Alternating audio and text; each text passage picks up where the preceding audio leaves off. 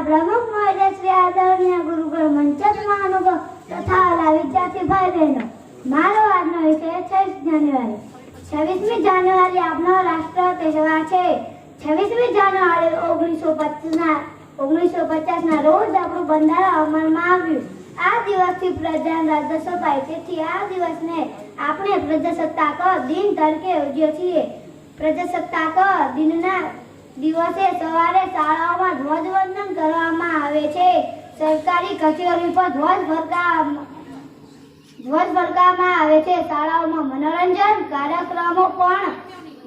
કાર્યક્રમો કે રમતો યોજાય. દિલ્હીમાં આપણા લશ્કરની કવાયત થાય છે. વળી જુદા જુદા રાજ્યોના મનોરંજન કાર્યક્રમો પણ બતાવાય છે. રેડિયો અને ટીવી પર દેશભક્તિના ગીતો રજૂ કરવામાં આવે છે. રાતે ઠેર ઠેર મકાનો પર રોશની જોવા મળે છે. આપણે આપણા દેશની સેવા કરીએ એ જ પ્રજાસત્તાક દિનનો સંદેશ અસ્તુ. જય હિન્દ.